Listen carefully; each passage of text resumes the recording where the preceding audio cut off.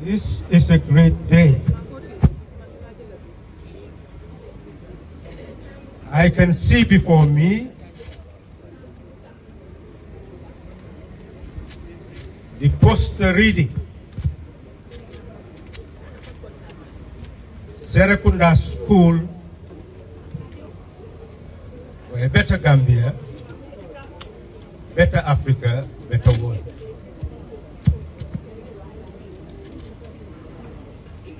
A school is a tree of life.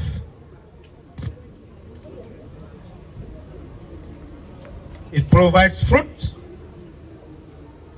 for us to feed on, and a seed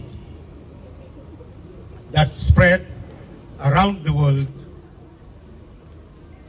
forever bearing more fruit. That is why I am standing here. I don't know whether Sister Hadinjai is around, but she will be able to tell you the history.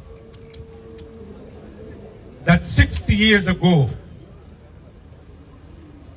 or more, I was like these little children speaking for us today.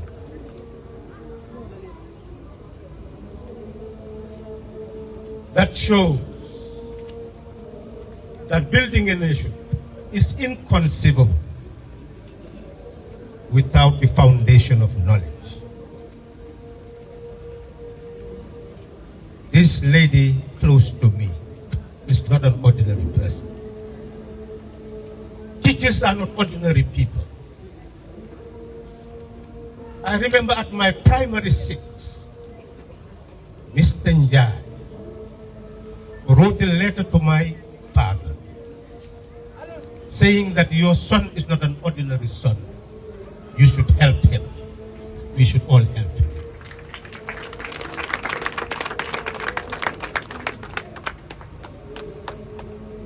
What he said was to nurture in me an aspirate. And that's what teachers do. They implant in children an aspiration. Just as we have heard this young girl and boy affirming a future to be of service to our country and to the world. Yes, before me, I see the classroom and my heart breaks. What have we really done over 60 years to make this institution different from the institution where I was nurtured? So it's a great day to celebrate a woman and her achievement in nurturing human beings to be like me today. But the product should be different, because human beings are thinkers. Not only thinkers, but innovators. Not only innovators, but also builders.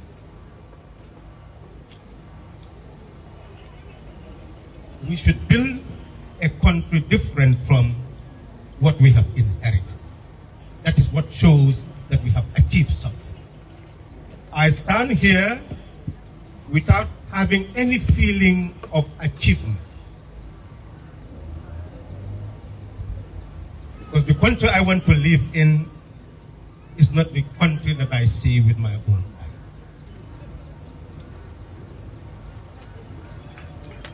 And all of you must begin to rethink that all of us are not ordinary human beings. There is no stupid human being. I remember a child who seemed to be doing very poorly in math.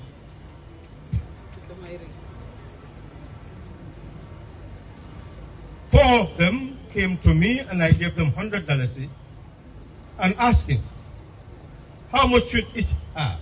And he said, $25. Automatically.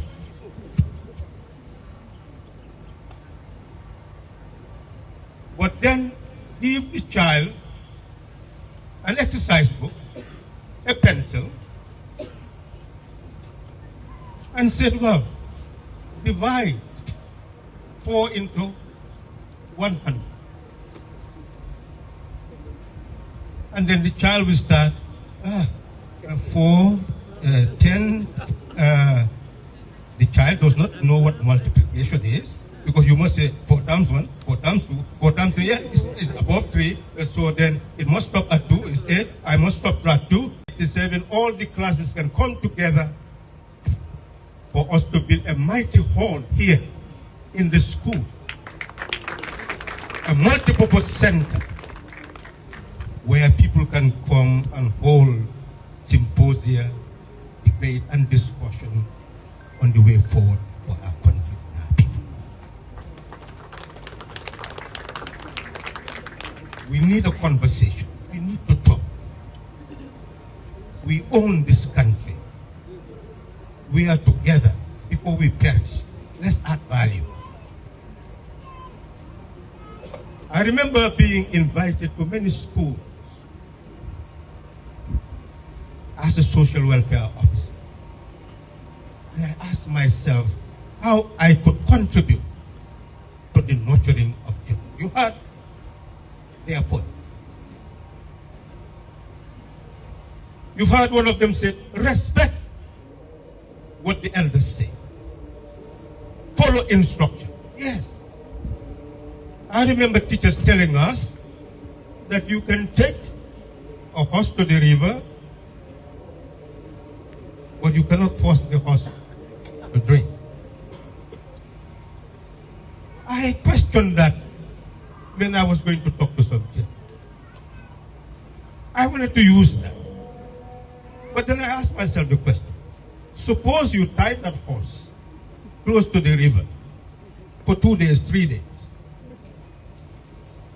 What will happen to that horse if you untie it?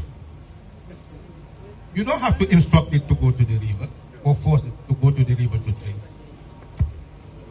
It will run in full speed to the river to drink.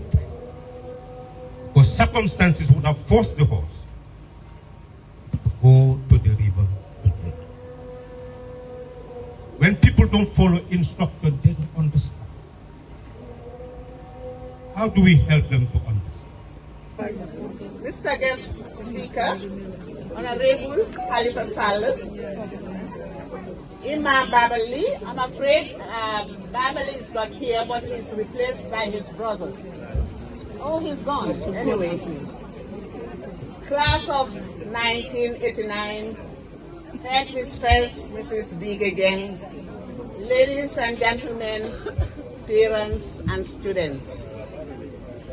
I am indeed pleased and honored to stand in your presence, not only to appreciate, but to accept this magnanimous recognition I call a rare gem, and rare in capital letters, bestowed on me by this special class of 1989 past students of Serekunda Primary School. They, and I repeat they, are the only ones who know the reason or reasons that motivated them to the conclusion of organizing such an outstanding event called Sargal, Mrs. Lowe. Ladies and gentlemen, if I go further, please allow me to tell you a little about myself. As the first speaker said, I am Mrs. Sainabou Lowe and I live at Cape Point. I joined Serekunda primary staff in the 1970s after having taught at St. Joseph's High School, Crab Island Junior School, Jundum College, Teachers Training College, Bakau Primary School, where I had a short spell before I was posted to my treasured school, Serekunda Primary School, where I spent at least 2 decades, if not more, of my life or career. When I retired at 55 in 1993, my mentor, late Mrs. Harriet Lowe of blessed memory, would not allow me to rest even for a year. With the school health inspectors, I am glad to say that they did their best to meet the school's desires and expectations for the good of our children. I have already made a mention of my able, hardworking senior staff, who definitely played their part in the achievements of the school. Together, we were able to build or improve the physical standard and appearance of classrooms. We also built furniture to do away with parents bringing tables and chairs from home. We provided cooking pots, serving plates for school meals, and other kitchen utensils. Ladies and gentlemen, one particular senior teacher I would like to mention here, sorry, but he's absent, is Alhaji Mustafa Diba. When it came to classroom buildings, Alhaji Diba was very cooperative and went out of his comfort zone to see that classroom buildings were of the expected standard and the task was completed on time. Alhaji Diba, once again, I thank you very much. I hope the word will reach you for your past services and cooperation. In fact, Alhaji is still very close to me and is a good brother. Mr. Chairman, ladies and gentlemen, class of 1989, I now come to the culmination of this event. What in Warong we call name Dilabi. I really want to tell this August gathering that I have searched for the reason why these dynamic young ladies and gentlemen of 1989 class should decide to come together to spend their time, energy, money, and as they say, to appreciate, honor, decorate, and Sargal Mrs. Lowe in this outstanding manner and style. But truly, I cannot find an answer, although somebody has tried to explain just a few minutes ago, which I appreciate about it. But I just cannot find suitable words to offer my gratitude, express my gratitude. All I can say to them is to, wish them, all I can say is to wish them well in all their undertakings and pray that Almighty Allah guide, protect, and shower His blessings on them. May their desires and aspirations be achieved, and may they live long, fruitful lives in Allah's mighty names. Mr. Chairman, honorable guests, ladies and gentlemen, boys and girls, I can go on and on and on talking about Serekunda School. It's a school that I cherish and it's very close to my heart. Here. However, my dear listeners, I want to crave your indulgence for a while. I am aware of the interest shown by the many ex-pupils of Serekunda School in the Gambia and the diaspora. I have listened to audio messages of many of them and would like to extend my gratitude to all of them for their kind words, good wishes, prayers, as well as their financial aid.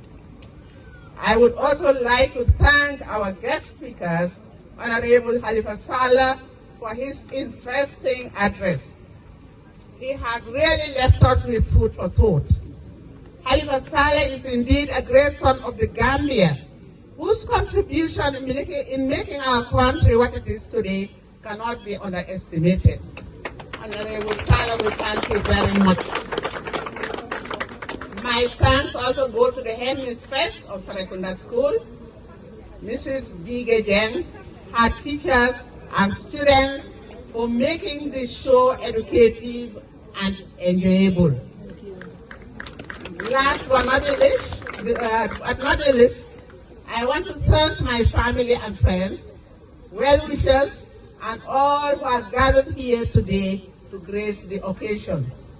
Without your presence, we would not have had this great celebration. Once again, I thank you all very much. May Allah bless you. This day will surely remain evergreen, not only in my life, but also in the lives of my children and grandchildren.